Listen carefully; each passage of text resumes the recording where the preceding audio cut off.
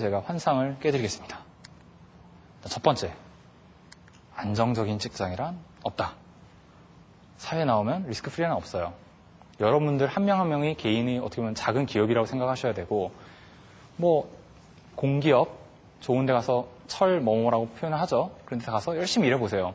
하시다가 주변에 이제 그런 분들 계시면 아시겠지만 전혀 안 그런 친구들도 그게 오래 있다 보면 막 좀 거만해지고 사회에 내가 권력자라서 좀 삐딱하게 쓰고 하거든요.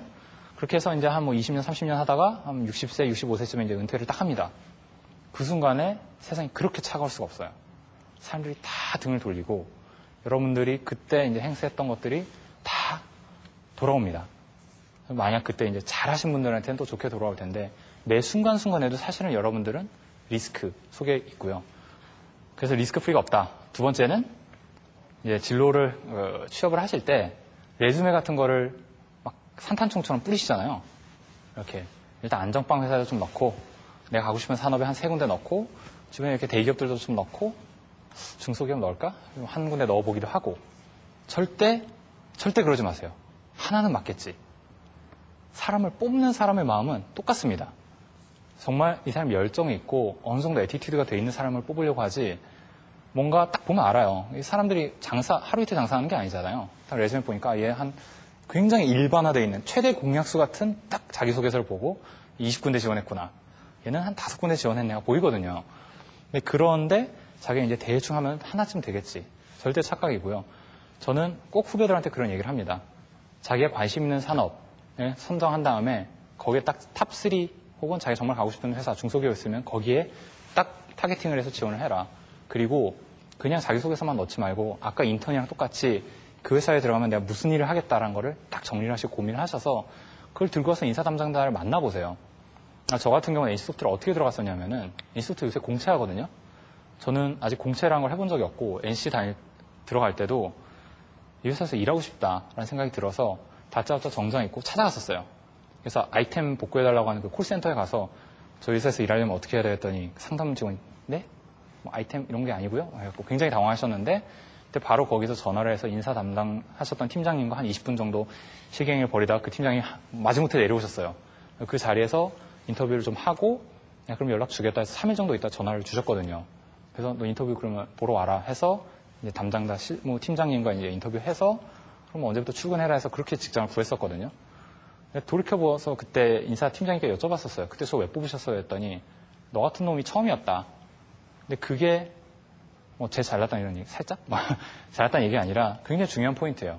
여러분들이 사회에 나가는 순간에 여러분들은 100명 중에 1명, 노바디거든요.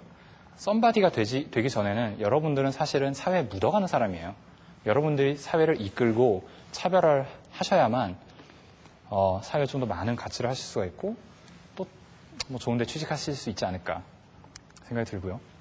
자, 월스트리트. 뭐의 상징이죠? 고액 연봉이죠. 예. 고액 연봉 이꼴 행복일까?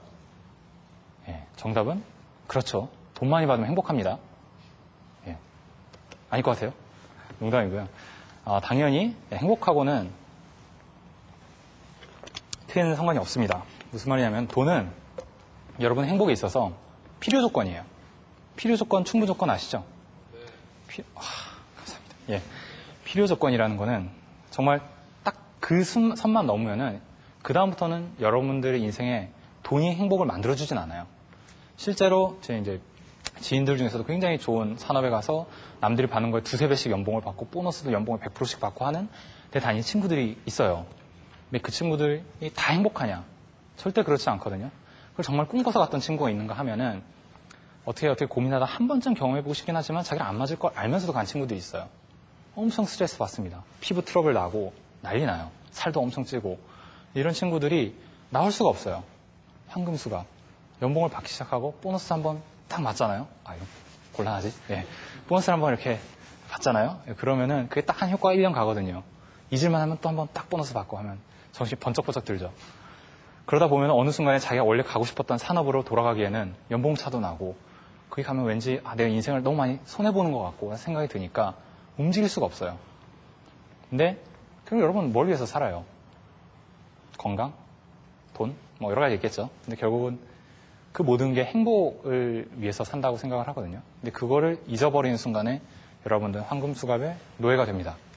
그래서 말씀드리고 싶은 게 마지막 교훈인데, 교훈. 아래로 내려가는 게 결코 실패가 아니다.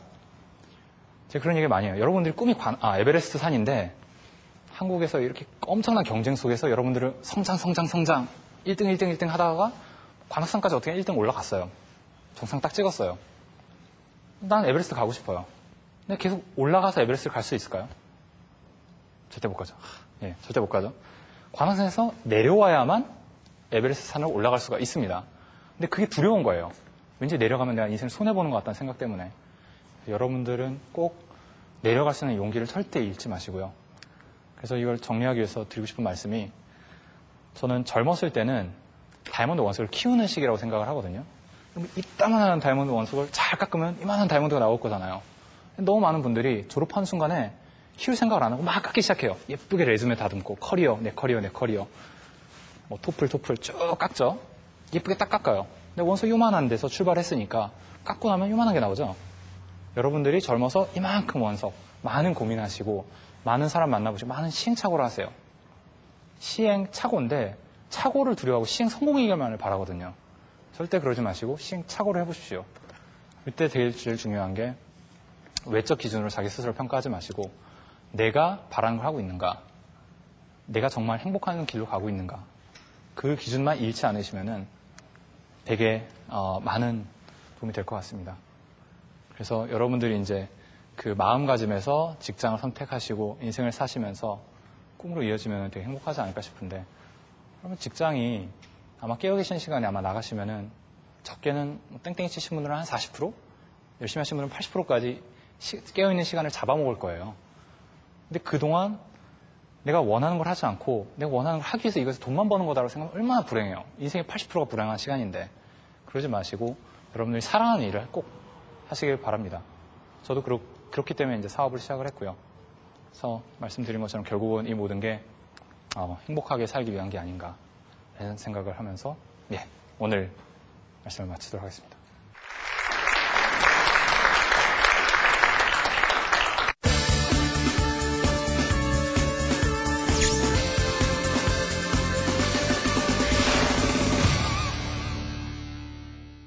정말 말씀 잘 들었습니다.